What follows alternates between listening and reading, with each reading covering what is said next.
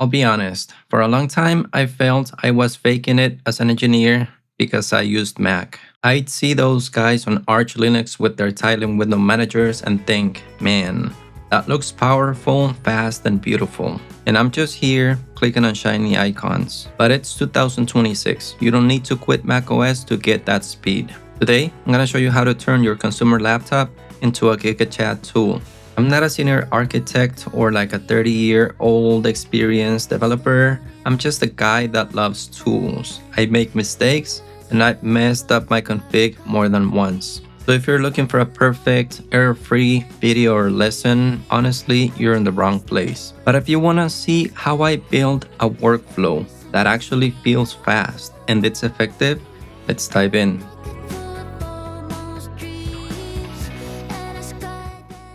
To get any of this working, we need a way to install pro-grade tools without dragging files onto the applications folder like if it's 2010. We use Homebrew.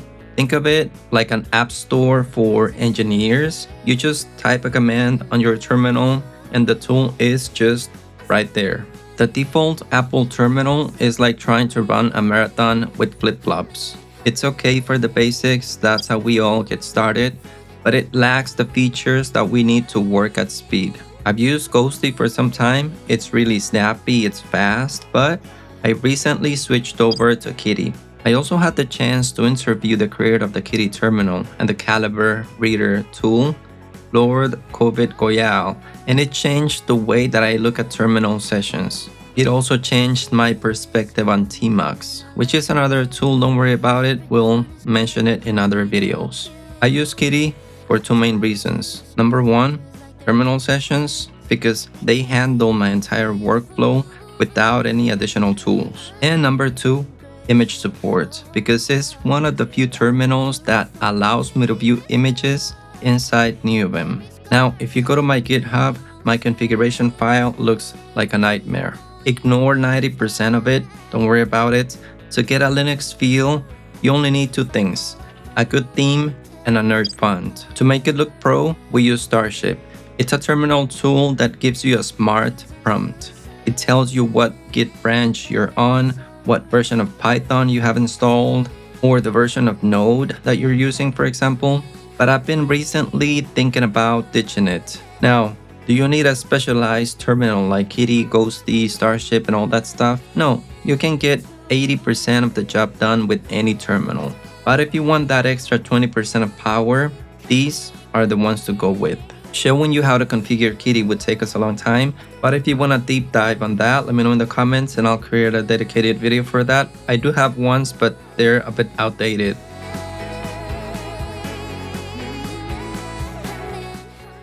If your Mac desktop looks like a pile of messy papers, if you're constantly clicking, dragging, and searching for that one Chrome window, you're losing focus. This is where the window manager comes in. In the Linux community, people treat window managers like a religion. On macOS, we finally have some real options, but they range from entry to GigaChat level. One of them is Raycast.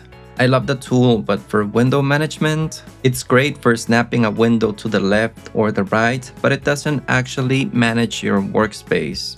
And in the real window managers category, we have tools like Yabai, Aerospace, and there's a new kid on the block called Rift. If you want that classic Linux tiling feel where windows never overlap, these are the ones to go with. Yabai is the OG, Aerospace is blowing up, and Rift is the new one that I was mentioning about that I want to take a look at and see how it performs. Which one do I choose? Yabai. And I use it in stack mode. Now, I'm gonna be a bit controversial here, but I'm religiously against tiling. I think splitting your screen into a bunch of tiny boxes like a spreadsheet is distracting. I want to focus on one thing at a time, but I want the power to switch instantly. That's why I use Yabai in stack mode. Think of it like a deck of cards. Every window is full screen. It's the Linux level power, but without the Linux level clutter. Damn.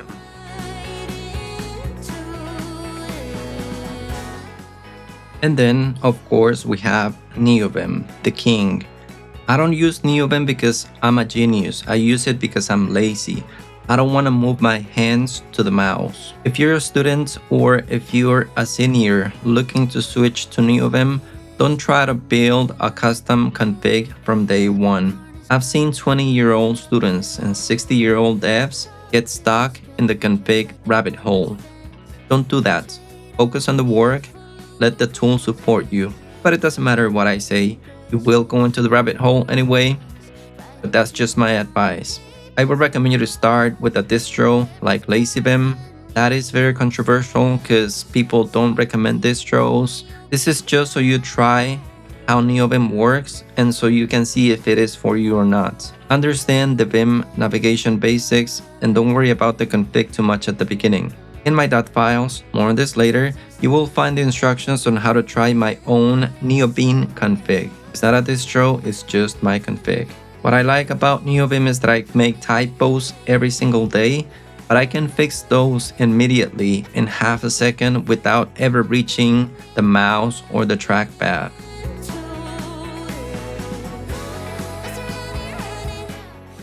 All of these tools, Kitty, Ghostty, Yabai, Neovim, they need instructions to work, and we call those Dotfiles. My personal Dotfiles have over 1,300 stars on GitHub, which is wild, and I'm grateful for that. But if you visit the repo, you're going to be overwhelmed. It's a lot of config files. If you find a piece of my config that saves you time, remember to subscribe to the channel because I constantly update these files, and I release updates usually as videos. Don't copy paste my whole setup, just use it as a reference. If for example, you like the status bar at the top that I use, just grab that part and add it to your config. Just think of the Dotfiles as a personal config management system where you store all your configs and it grows as you grow with other tools.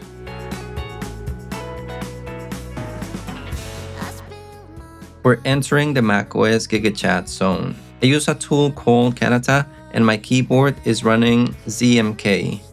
This allows me to send custom commands directly to my OS the millisecond that I think of them. If this looks like a foreign language to you, it should. This is the absolute overkill endgame. You don't need this to be a pro. If you're just starting, download Breakcast. It's basically the version for babies. It's a fantastic tool to get your feet wet.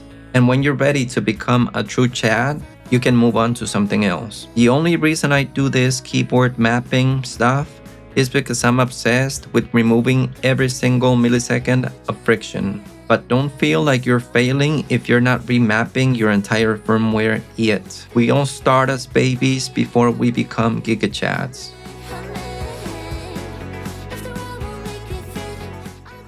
I know that I've thrown a lot at you today. If you look at my GitHub and feel overwhelmed, don't sweat it. Setting up a workflow like this is a process. It's not a one-time install.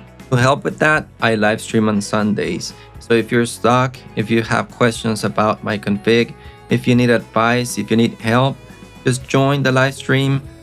We have a pretty good community going on. You can ask questions. I'll try to answer them or guide you in the right direction. You don't need to switch to Linux to be a macOS GigaChad. You just need to take control of the machine you already have. Before I go, I want to thank the YouTube members who support this channel. A special shout out to my CEO, Web23. You can check out his work at web23.com. So thank you for watching. I'll see you on Sunday or on the next video.